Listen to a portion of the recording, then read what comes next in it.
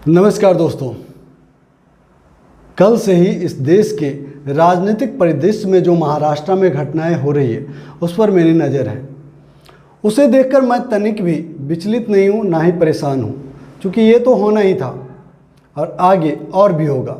दोस्तों, मैं आपको बताऊं कि ऑपरेशन कमल जिस खतरनाक तरीके से भारतीय जनता पार्टी ने शुरू किया है, उससे तो वही लग रहा है सेल सेल सेल, विधायक ऑन सेल, सांसद ऑन सेल, लोकतंत्र ऑन सेल। सबसे पहले मैं आगे कुछ कहूं, उससे पहले मैं चाहता हूं कि भारत के प्रधानमंत्री, मुझे नहीं पता प्रधानमंत्री पद पर कौन बैठे हुए हैं, लेकिन प्रधानमंत्री पद की गरिमा रखते हुए मैं उनसे निवेदन करना चाहता हूं।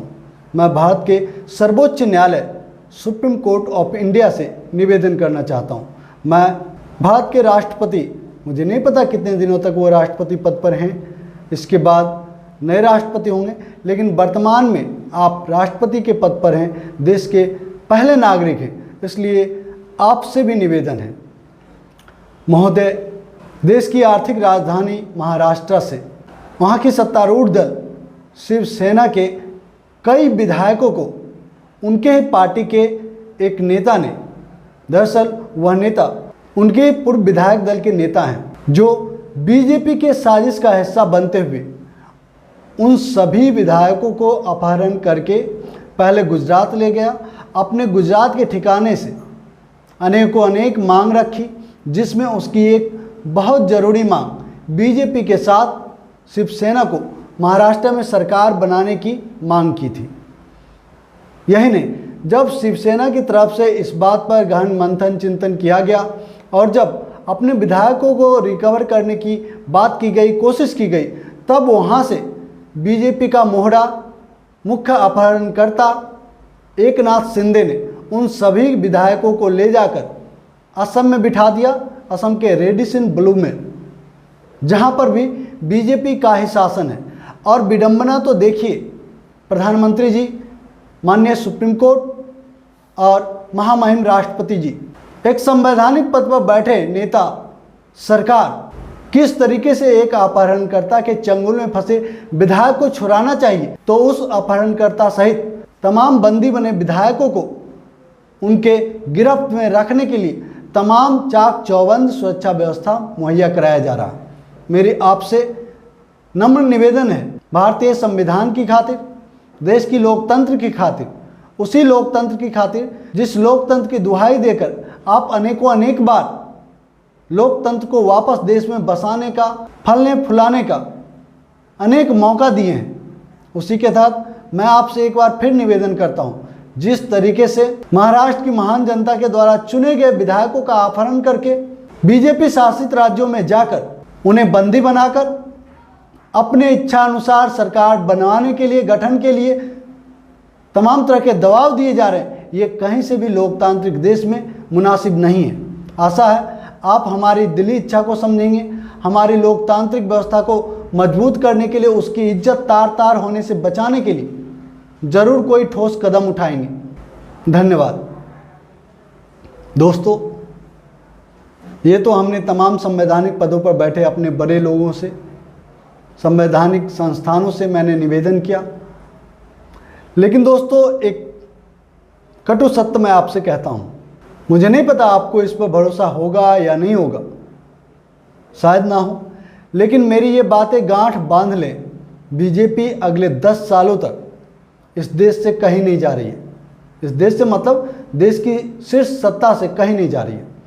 और 2025-26 तक पूरे देश में, देश के हर एक स्टेट में बीजेपी की सरकार होगी, क्योंकि कल जिस तरीके से हमने उनकी तमाम लोकतंत्र विरोधी ही सही, उनकी तमाम साजिशें, लोकतंत्र के खिलाफ साजिशें देखा, महाराष्ट्र की सरकार को गिराने के तमाम हथकंडे को देखा, वो अपनी जाल इतनी मजबूती से बुने हुए थे जिससे शिवसेना, कांग्रेस और राष्ट्रवादी कांग्रेस पार्टी सहित किसी को भी उससे बचने का मौका नहीं मिला।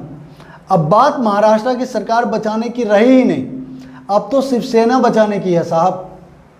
अब तो शिवसेना उद्धव की रहेगी या नहीं रहेगी, बड़ा सवाल तो ये है।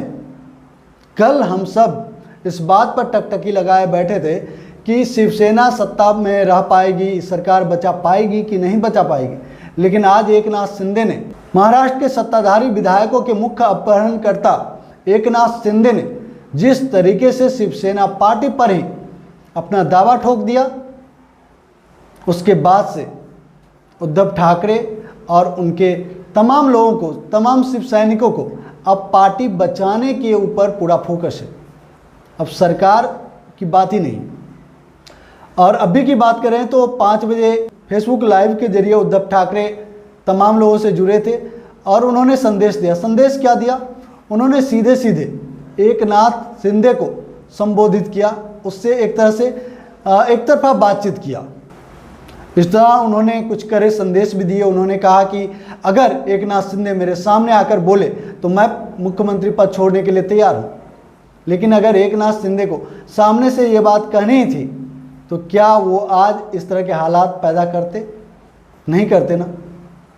तो राजनीति में अब बस महाराष्ट्र की राजनीति में इतना ही हो रहा है कि किसी तरीके से शिव सैनिकों का जो भरोसा है उद्धव अपने ऊपर बनाए रखे, और दूसरी तरफ भी एकनाथ शिंदे भी बाला साहब ठाकरे का नाम लेकर, हिंदुत्व का नाम लेकर बार बार एक ही माला जप रहे हैं, ताकि शिव सैनिक और महाराष्ट्र की महान जनता उसे किसी भी तरीके से शिवसेना का और बाला साहब ठाकरे जी का दुश्मन ना मान ले। आपको याद है ना कहीं यही कारण था कि उनका पूरा जोर बीजेपी के साथ सरकार बनाने की भी थी।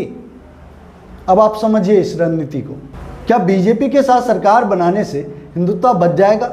बाला साहब ठाकरे का जो हिंदुत्व पर विश्वास था, उनकी जो हिंदुत्व थी, उनके लोगों का जो उनके ऊपर आस्था थी, क्या वो बच जाएगी?